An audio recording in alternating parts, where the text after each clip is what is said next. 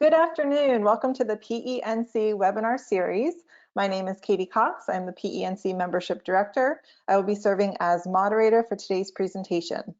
Please use the chat box if you need any technical assistance today, and I will try to assist you. We will be taking questions throughout the presentation today. You can type your questions into the question box and I will read those out loud for you. Today's presenter is Caleb Wright.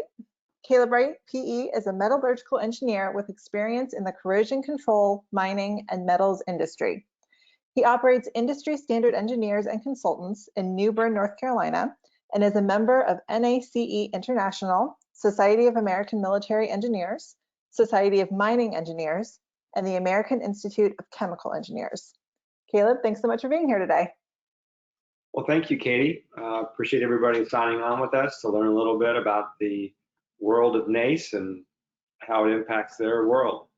So we'll go ahead and get started here. We have a lot of slides. I'll be moving through them quickly. If you have a question, go ahead and ask, and we'll go back to that and answer your question. So NACE International is a really big organization. It's got, I think, over 36,000 members, and it used to be mostly about, painting and the petrochemical industry, but it's really expanded a great deal. The last conference I went to, I sat in on a conference on the carburization of concrete on buildings. It's mind-blowing how broad of a scope NACE has in the world. They did a cost of corrosion study a while back, and they've updated it recently, but it showed that the cost of corrosion worldwide is massive, and that the real issue is the experience and the expertise of people at the top of organizations. It's not that we don't know what to do, it's that we choose not to do it until it's too late frequently. Besides the direct costs of corrosion, there are also all the indirect costs that can be much larger depending on, of course, what fails.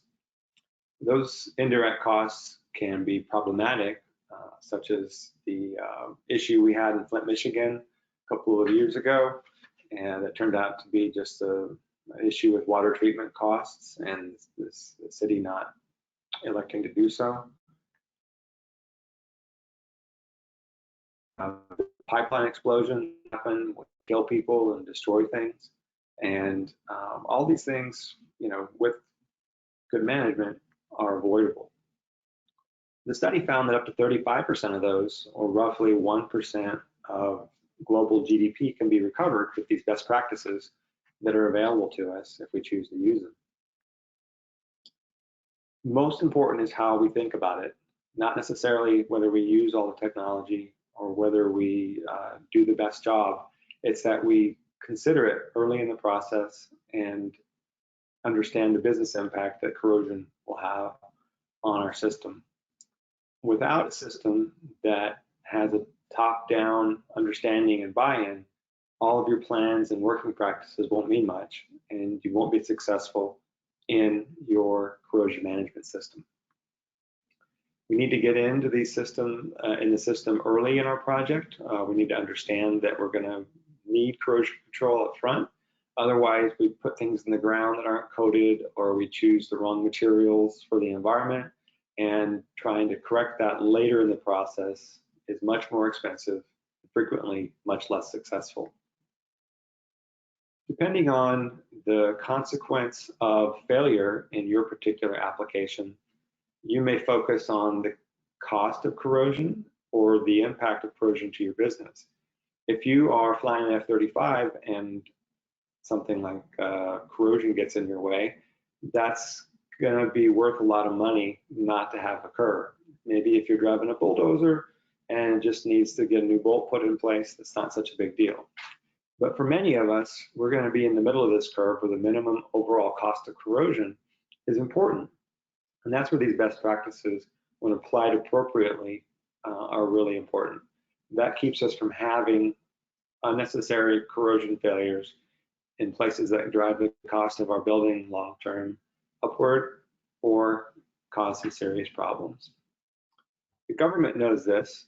A law passed many years ago required them to track the cost of corrosion, and one of the results of that that the Unified Facilities Criteria specifies cathodic protection, one of the lesser known technologies for corrosion control.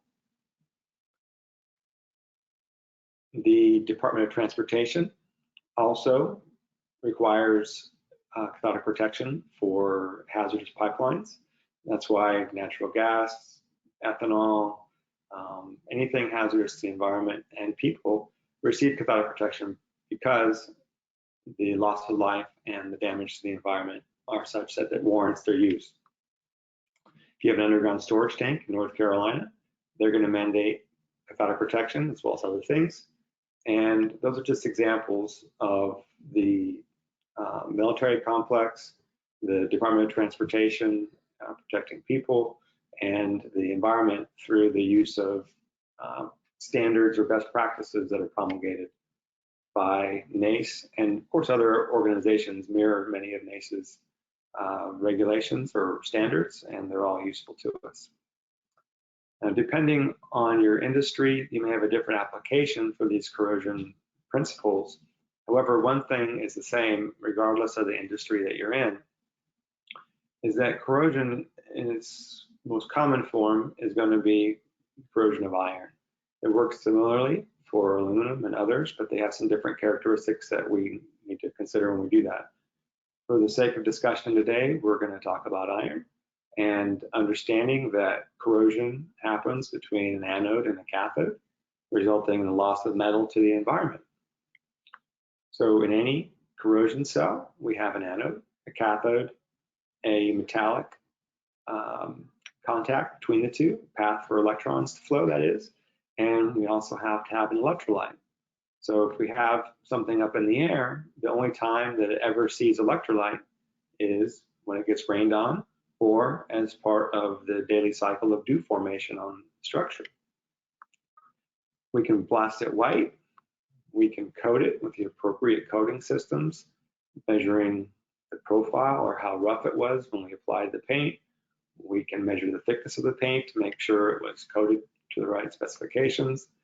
And we can issue NACE stamped inspections reports that have all the data involved, stating that we met specifications and that things were done appropriately. We can do adhesion pull-off testing to make sure that it actually stuck. But what happens when it goes wrong? If the coating was perfect, we wouldn't have to worry about it if we filled it with liquid. But I think experience has told us that coatings are not perfect. They need some help. This is a big pump station in Florida. It takes water and moves it around to avoid negative impacts to the environment. This place is cathodic protection specified for it, as it's a U.S. Army Corps of Engineers project. This is another project. It's a turbo generator in Georgia, and this is an example of a project that's got cathodic protection. It's got what is admittedly a non-standard coating applied, a field-applied coating on the cooling water return lines, but it's got structure wires going to a test station, and it's also got wires going to sacrificial anodes that are buried in the ground.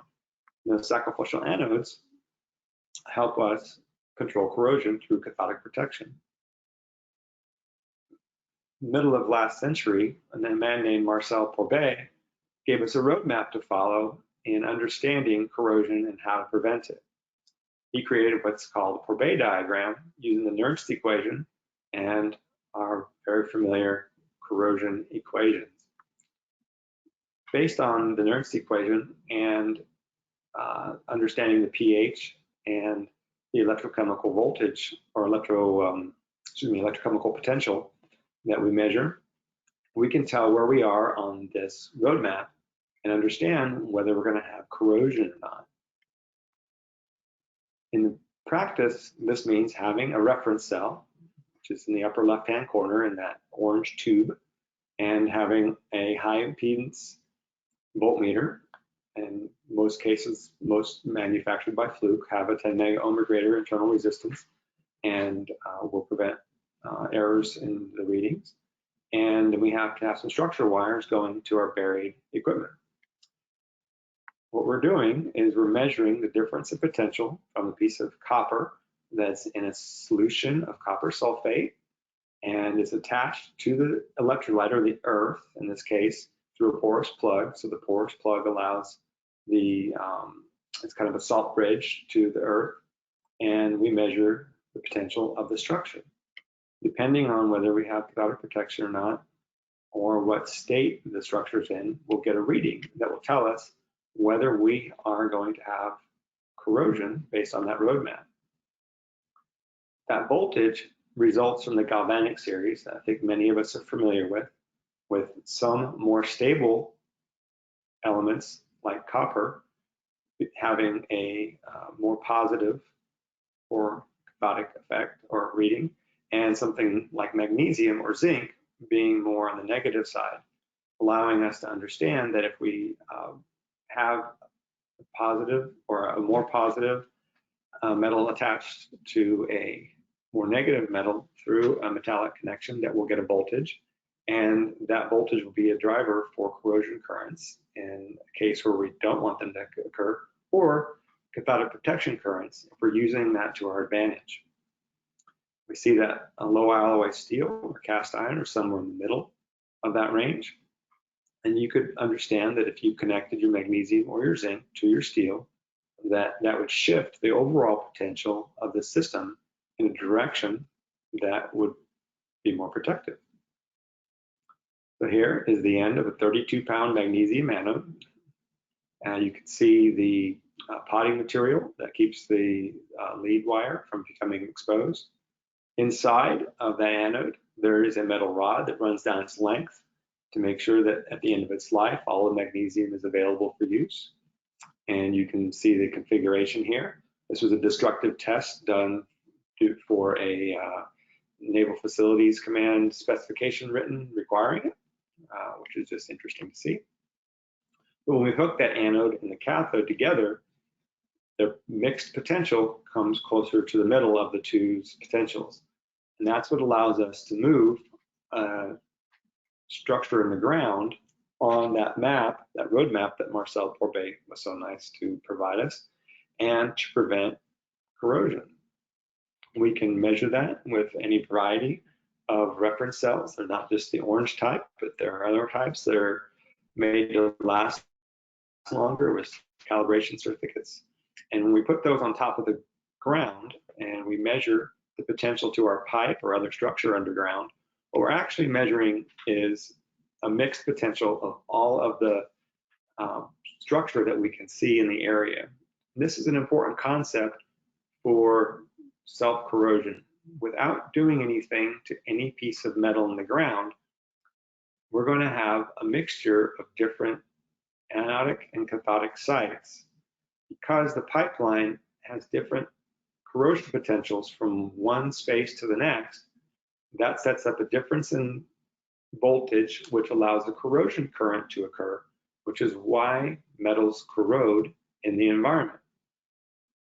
When we hook up our magnesium anode to the system and we shift all these potentials upward, or more in a more negative direction towards that of the magnesium anode, what we have is we have the most positive of these coming up first, and eventually they all get to be the same potential. So by applying the protective current to the system, we polarize the pipeline in a direction that moves us the way we want to on Marcel Pourbet's diagram. When we do so, at a given pH, for example, if you look at this subsection of one of the Pourbet diagrams, you can see at a pH of 6, we start off at a corrosion rate of 10 millimeters per year. As we move down towards the bottom of that section where it's marked off, we get down to less than 1 millimeter per year. This is an example of how using cathodic protection protects steel from corrosion in the ground. Our design example today is a facility being built in Florida currently. the building on a DoD facility, you can see the FOD there, no FOD on the runway, has both pressurized piping in metallic components underneath the building's foundation, which according to the Unified Facilities Code requires cathodic protection, because the government has learned over time that if these leak, it's quite expensive.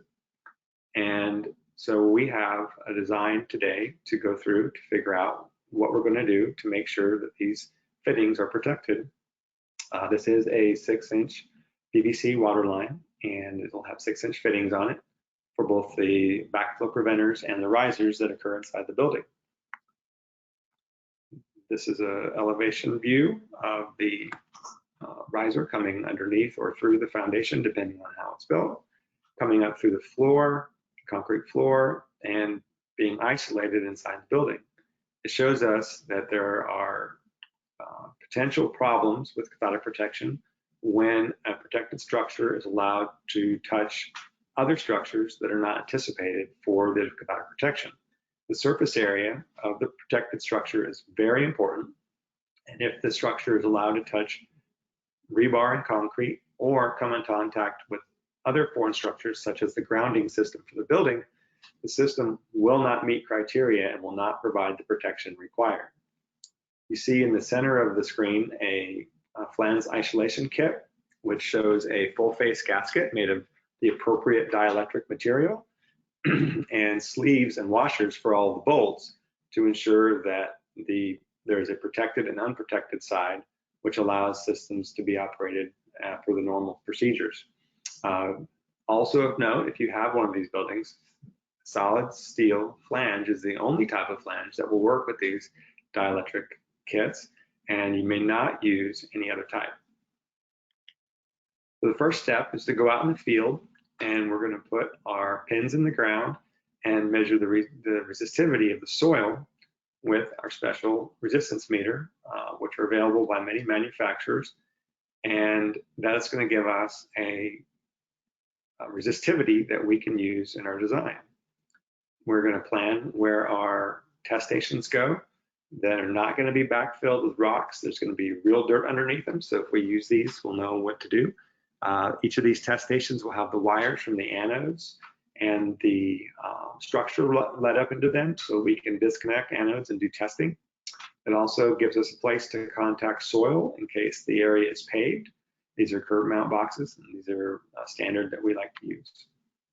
We're going to understand all the different components that are attached to the system so that we understand how many isolation kits and what kind of configurations and how many fittings in each group are going to be required, so we can make the appropriate design conditions.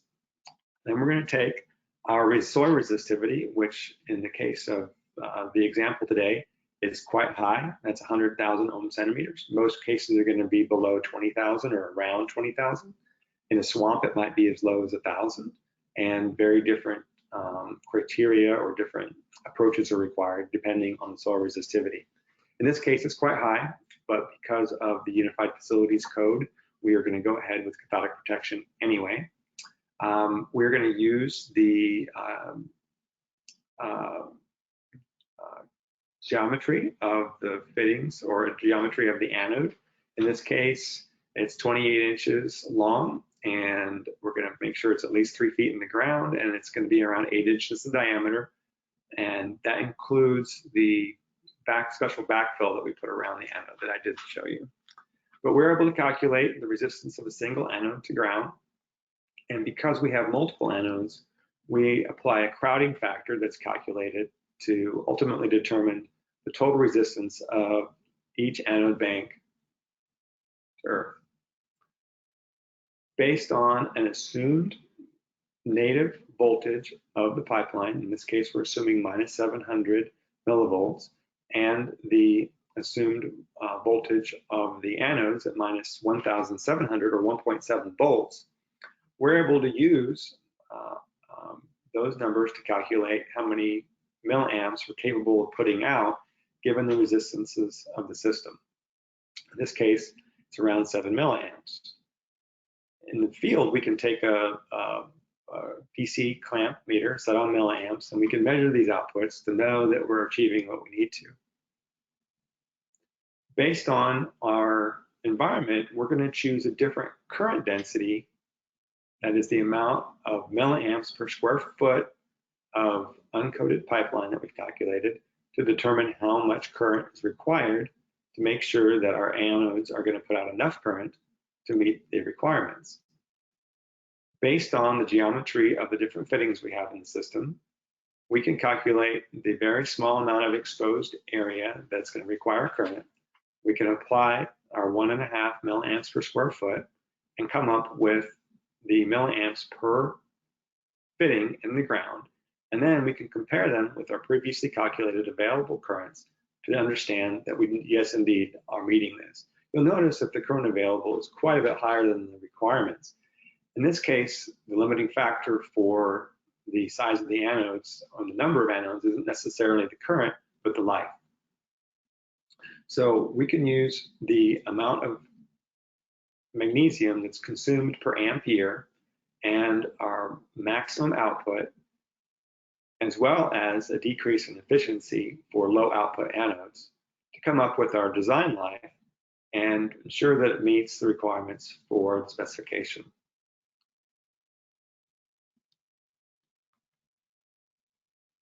In addition, we also have to make sure that we don't put the anodes too close to the pipeline.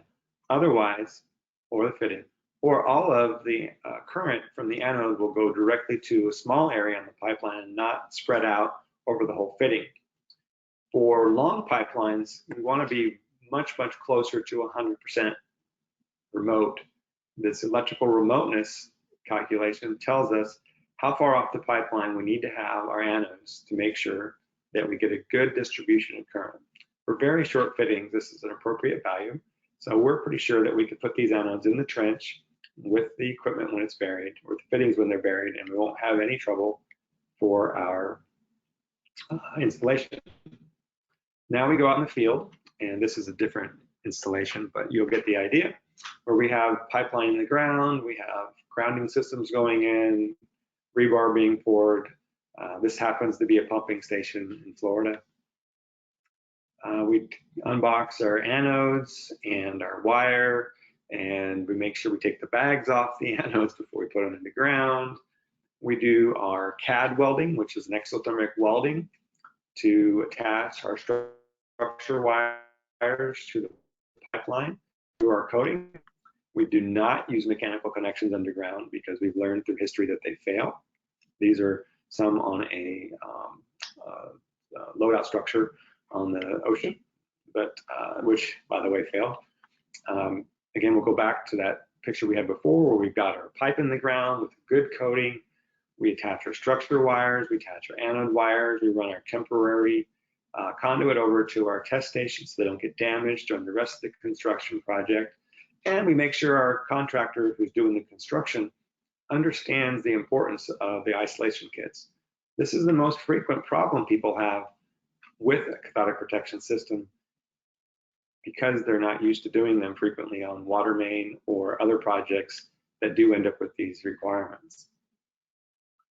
We plan for our installation of our test stations and working out all the wires, the conductivity or connectivity to the pipelines to make sure everything's still appropriate after they're buried. We verify once it's been constructed that all the flange isolation kits are in good condition and working properly. We very much want to make sure that we catch problems early, because if we have a problem and I go out in the field to commission your system and it turns out that you don't pass for your isolation from the rest of the system, that can be quite expensive. So you want to have people knowledgeable in checking for isolation during the project, because it's the cheapest time to repair those items, and not once the system's ready to be commissioned and then we find out it's not passing, and we go out, we have to start taking things apart, and we find out that frequently these isolation kits are damaged because of misalignment between flanges or people that are not familiar with their installation.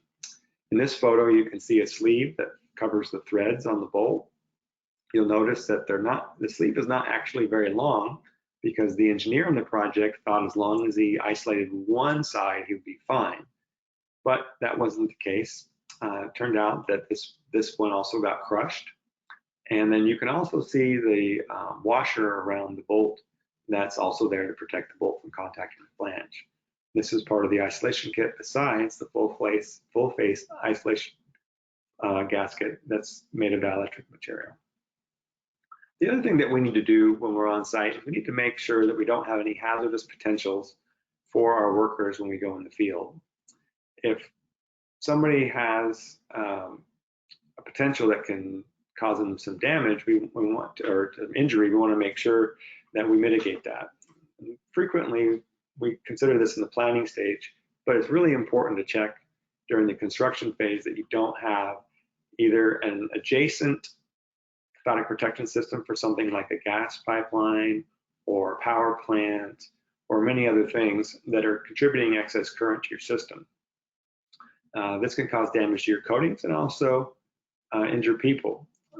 There's a threshold of 15 volts that's set up as a regulatory limit because that will kill a person, but you definitely don't want to expose anybody to those kind of voltages. You can also have issues with welding. Welding can put a lot of current on the system, and depending on the welding operation can cause quite a bit of damage. It's really important to check for this interference because frequently we do have stray currents that get on pipelines, and wherever they get back off, we lose 20 pounds of iron per amp year. It doesn't take very long to make a hole in a pipeline or something else important if we have stray current. We won't go too much into stray current today, but it's an important consideration. Frequently, we have pipelines or other things near high voltage power lines. This is a result of a lack of space for pipelines over the time, and they end up being put in the same position. These frequently, very, very much more frequently, have high voltages that are damaging to people and equipment and require mitigation. There are devices to mitigate that damage, devices that allow cathodic protection current to operate on the system while allowing induced AC voltage back off of the system. Frequently, there are either copper wires or zinc ribbon put in the ground that can let all of that current off, all that voltage off. The coatings on the pipelines have become much better over time, which has increased this as well, or increased the danger as well as the proximity to power lines.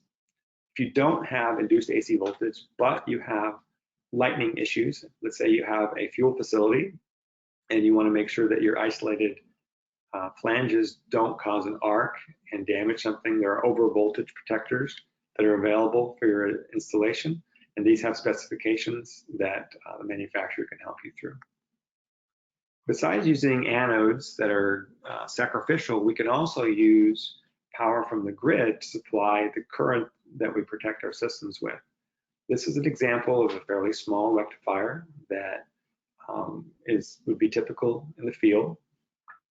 It has coarse and fine taps up top, which, by the way, if you open the cabinet, are live, and if you touch them, you can be shocked.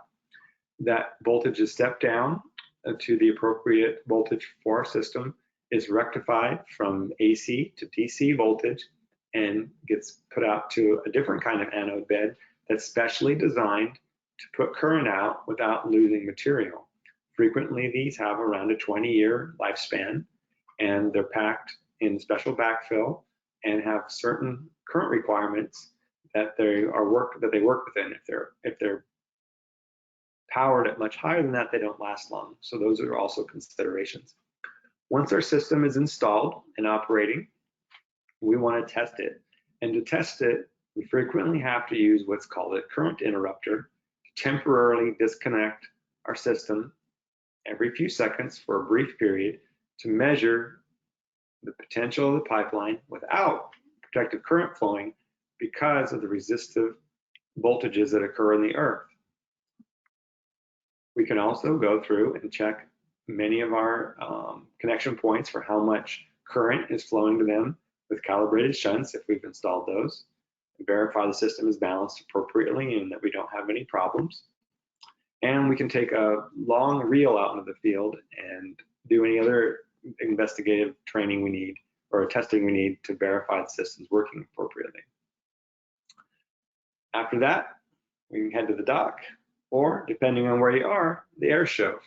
Some of my projects are on DoD facilities, and this one happened to be where there's an air show going on. Here's a nice picture of an F-35 and an F-22, which were very fun to see. But seriously, NACE does have a lot of certifications for things you might be familiar with, whether it's coating inspection or cathodic protection. But NACE does have certifications that are useful for other fields, including pipelines, specialty certifications for stainless steel users. Frequently, people build things out of stainless steel or corrosion resistant alloys, CRAs, and they don't do it correctly, which ends up with catastrophic failures. I do a lot of consulting in the field on failed stainless steel applications, and those sort of certifications might help your business.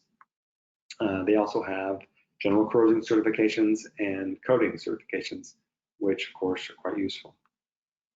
In addition, NACE has accredited contractors for your project. If you have issues finding people that can do work, they can be contacted, and you can find people who are accredited who will do a good job. In addition, they do have standards available, which we touched on briefly. We discussed the design criteria for cathodic protection. They have different standards for buried metallic pipelines and above ground storage tanks and marine applications and many other applications. Besides that, the one that's important to remember for polarization of steel is typically we either want to shift the potential, if you remember Port Bay's roadmap for us, 100 millivolts from where it was, or to make it all the way to minus 850 millivolts versus a copper sulfate reference cell. But besides those cathodic protection standards that tell us things like 850 millivolts, there are also standards for coatings. There are standards that are specific to the Department of Defense, highways and bridges, including cathodic protection of rebar within concrete. There are maritime standards, and also some examples of how to protect concrete pilings. We can go back and put a zinc jacket and cathodic protection on failed pilings after the failed concrete is chipped away and replaced. Oil and gas, power and utilities. Included in that is straight current analysis and also lightning protection. Research and testing, tanks and pipelines, water and wastewater. In addition, NACE has corrosion technical series, which may be appropriate for your industry. These seminars are made available to people who want to focus on understanding the latest in their field or what the industry standard is for their area, and may be appropriate depending on your particular area of practice. We saw one for on wastewater. They have one on the energy or on renewable energy. They have one here on diesel tanks, which can be a problem for a lot of people. I'm part of the new mining section. We're working on one for the mining field, which is interesting. And in interest of time, I have moved through these slides a fair bit faster than I had anticipated, which I guess will leave us with a fair amount of time for questions. But the key point that I wanted people to understand today is that NACE has the technology and the people in place to protect the triple bottom line for your projects. We want to protect our assets and our people and the environment, and not in that order. And there's so much here. Beyond the standards, if you can get to the conference, you'll see 5,000 plus people show up and discuss the latest and greatest in what they've researched and what's on the leading edge of their experiences in the field and how to mitigate those things. There's a new standard out for controlling AC corrosion through application of cathodic protection, which had a lot of discussion because it's still not super clear. There's just so much. In fact, just last week we used a procedure for doing a deaerator inspection to ensure it didn't have corrosion fatigue cracking. And without somebody like NACE around to give us the metrics for how to do those things appropriately, we might not understand and we might not apply the best practices that we needed to. So with that, I have a few pictures up here to bring us into the question and answer period, just a few minutes early it looks like. I'll briefly go over these and move into questions if there are any. The upper left-hand one is a little graphic used to indicate to us how the dielectric strength of the new coatings on pipelines in proximity to a power line can induce voltage. The last design I did for a new gas line had one section where they had routed the gas pipeline around a tower, and that little jog was enough in the low conductivity or low resistivity soils the area was in to possibly produce AC corrosion. In the lower left-hand corner, you see what is a textbook example of AC corrosion damage, a little pit about the size of a quarter, nice and round, smooth bottom. That is something that happens. In the upper right-hand corner, there's a picture of an above-ground storage tank for a fuel facility. Those ribbons on the ground are actually header wires with titanium wires that are coated with mixed metal oxide to distribute current to the bottom of the fuel tank that's going to sit on top of it. In addition to that photo, there are several permanent reference cells that are installed under the tank to verify that the system is working properly.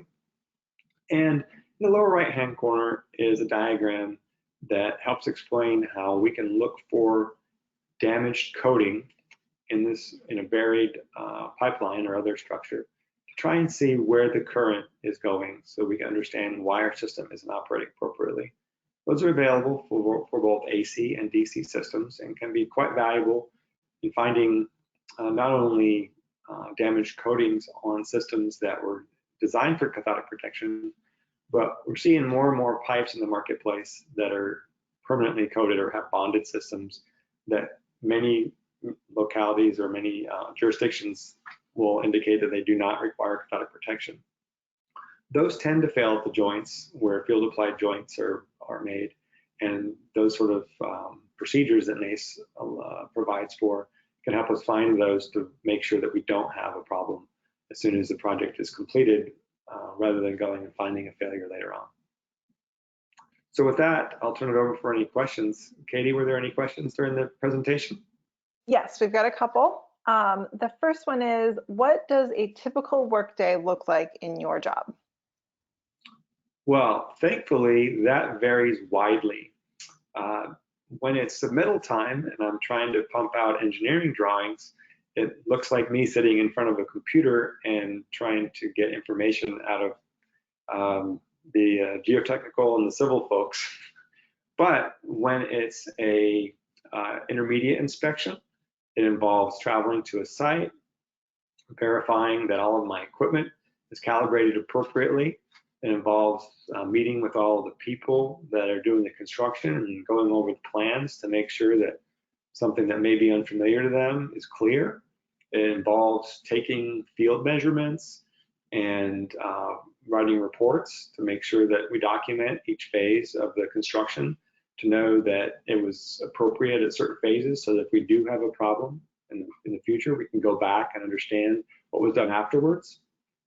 And frequently it involves travel because this practice is driven a lot by the DoD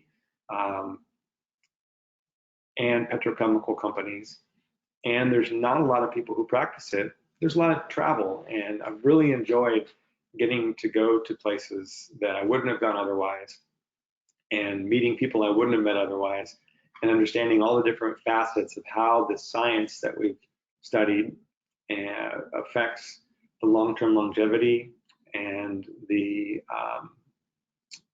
just the safety of all the people involved. Frequently, the most common factor of my day, though, is getting to teach people about cathodic protection so that they understand enough of how it works so that they can be successful what they do and not have to have problems down the road. Nobody likes to rework, and nobody likes to rework, especially when it was something that was very inexpensive to take care of first thing. That was a good question. Thank you for asking that. All right, we've got several more that just came through. Next is, who are your biggest customers? My biggest customers are petrochemical and DoD facilities ultimately. Intermediate to that are architectural firms, design build firms, and frequently other cathodic protection companies, because I guess unemployment prior to the COVID situation has been quite low. It's a really good community. It's not a lot of cutthroat sort of work. There's a lot of cooperation among cathodic protection companies. So I do a fair bit of business with companies who do cathodic protection systems because they don't have a qualified person at the time they need them to meet the schedules of their clients. All right, can you revisit the anode cathode slide that also showed plus minus electrolyte and explain what is going on with electron flow and where a magnesium anode may fit into the slide to support corrosion protection? Wow, that's a good question. Let's see.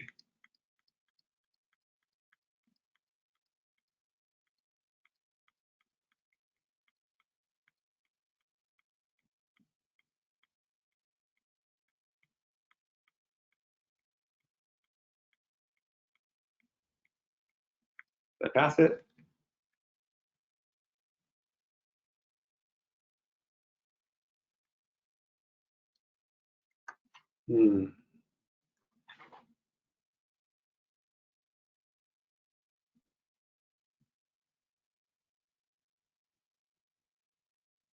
Oh, I didn't pass it. Okay. So if the anode on the left-hand side of the screen is a piece of magnesium, then it is going to be oxidizing and it is going to be releasing its magnesium 2+ ions into the electrolyte. So the anode will go away over time.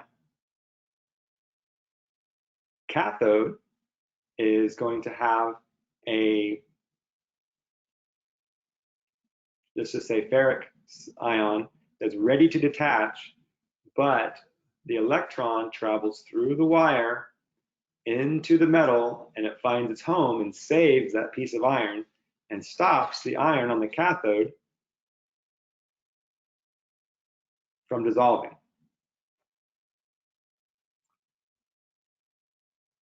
These diagrams can be some of the most confusing with ionic flow and electrical flow, and then you throw in that conventions in Europe and the United States are different. And it is the most frequently asked question. But does that answer the question, hopefully? Is that the anode gives up metal into the environment to release an electron or two to go save someplace else that needed the electron. It prevents the self-consumption of the iron by donating electrons from the anode. And in the electrolyte, we get the flow of ions, which I'm glad he asked this question because I didn't touch on it. I'll actually move positively charged ions and negatively charged ions to different surfaces. Because water is a mixture of hydrogen and hydroxyl groups or OH- groups, the surface of the cathode will actually become higher pH. So we actually change the pH of the surface of the steel with cathodic protection, which I find one of the most fascinating things, because frequently these are pipelines that go hundreds of miles, and every, say, 5 miles or 10 miles or something like that, we have a set of anodes in the ground, and we pump electrons through the earth to the steel miles away, changing the pH, which prevents corrosion. And, you know, that's just, I won't call it a miracle, but it's interesting. All right. How is the AC power transmission line issue impacted by the angle between the pipeline and the electric line? Also, is it impacted by distance from a tower or structure? Very good question. And the answer to all of that is yes. Let's scroll back to that.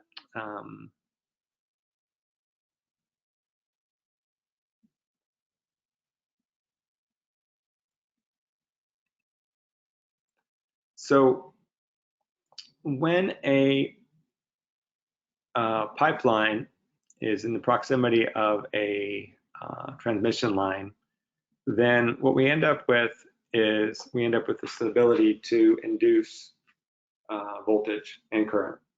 So if you look at, for example, the windings in a transformer, there's a lot of parallel windings, right? So and they're really close together.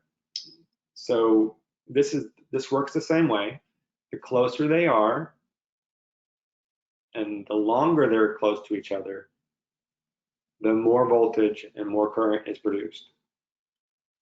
I've seen potentially damaging currents and voltages occur in as little as a few hundred feet. Now, the way this works is we use AC current density to predict whether we're going to have corrosion or not. And the NACE standard says that over 100, I believe it's milliamps per square meter, we end up with a pretty good chance that we're going to have corrosions, almost certain. Below 20 milliamps per square meter, probably not going to have it. Somewhere in the middle, it depends. So the way we do it is we run through a number of calculations based on the most damaging size hole in the coating, which happens to be 1 square centimeter or 1 square centimeter area. And then we calculate the current that would flow to that based on the voltage. And that depends heavily on the soil. So if there's a very high resistance soil, like in our design example of 100,000 ohm centimeters, it takes a lot of voltage measured on a pipeline. If you're in a swamp, it takes very little. By the way, the same equipment used to take potentials on the pipeline for cathodic protection purposes, our reference cell and our multimeter, are capable of detecting AC voltages on the pipeline as well. It's just a different setting. And it actually should be part of your practice to verify that you don't have these problems. Okay. What is a good rule of thumb for when cathodic protection is needed? Is it soil type for underground pipes? Other general considerations? So generally, if you need cathodic protection when it's required by statute, first of all. So if you have a hazardous material pipeline, or if you have something on DoD facilities where a unified facility code requires it, then you should put it on there, obviously.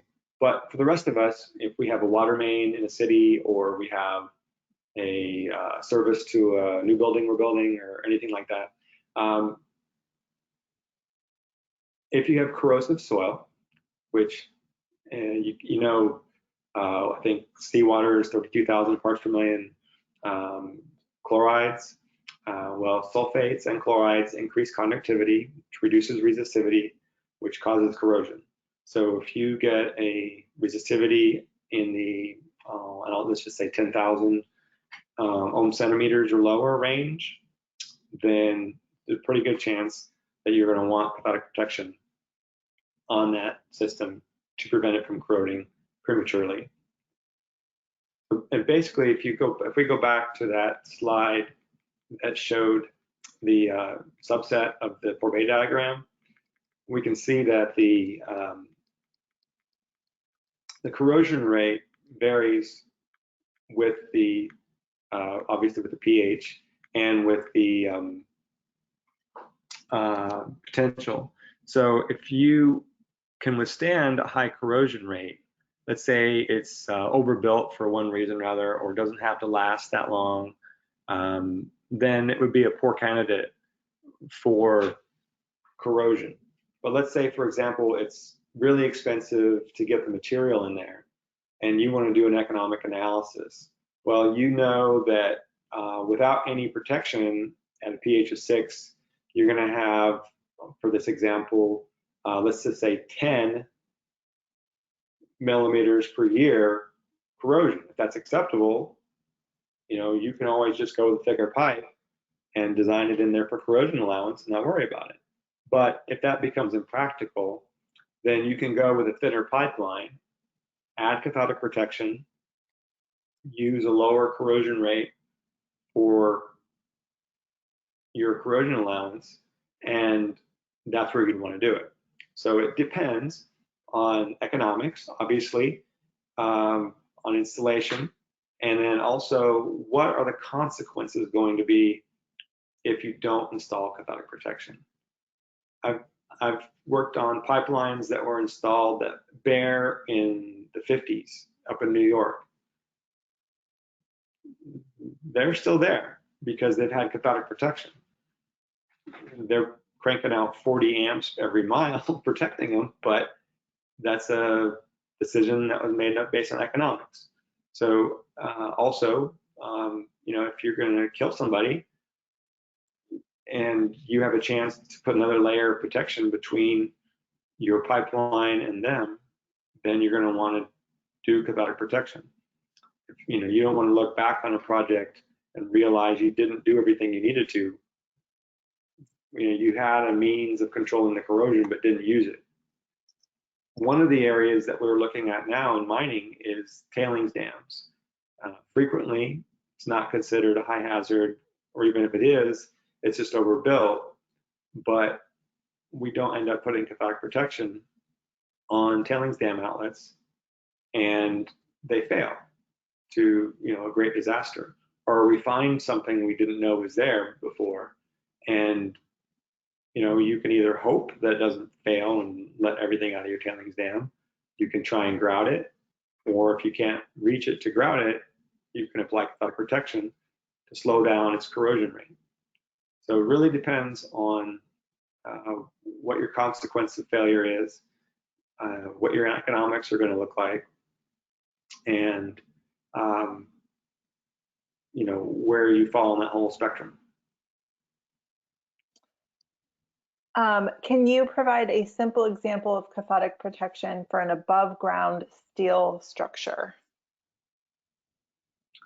The only above ground cathodic protection would be, because there is no electrolyte, there is no way to pass current through the air to polarize your above ground structure, is actually apply it to the metal surface as galvanizing. You can hot dip galvanize, or you can provide a high zinc primer, and that coating will provide the sacrificial anode anodic current to keep your steel from corroding.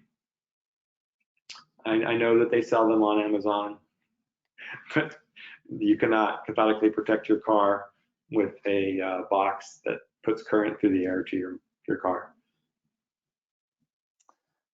Can you talk more about the Flint water line problem?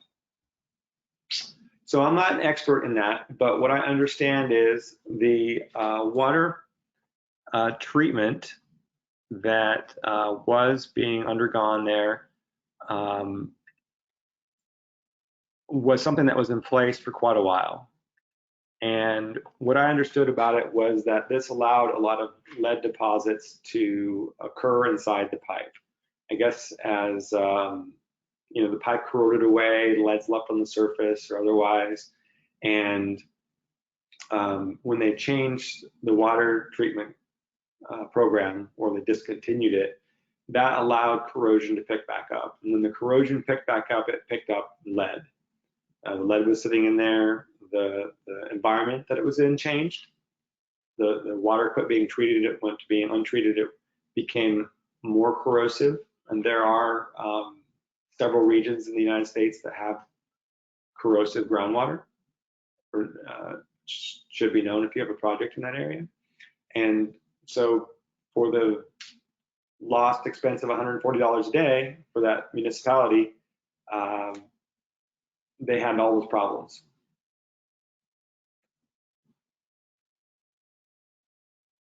All right. How do you know when to change the sacrificial anode on your boat motor? Well, if it looks bad, you should change it. First off, frequently they operate in environments that put a lot of scale on them. And if their resistance to the water is high, they will not put out the current they were designed for. You can also clean them, which will bring them back to fresh. But the correct answer is to get a reference cell and measure the corrosion potential of your system with the unit attached and with it detached. So if you know that when it's off, your corrosion potential is, let's just say, minus 1 volt with a zinc reference cell, which you might want in salt water, because you do not want to use a copper one in salt water. They do sell these for your boat on Amazon and other places. So you'd want to measure the potential of your motor with it off, and you want to measure it with it on. And as long as with it on, it is 100 millivolts or more from what it was without it, you're probably pretty protected. If it's not, then you need to replace it. But generally speaking, if it's corroding, then you should replace it. Frequently, people think they can replace their zinc outboard motor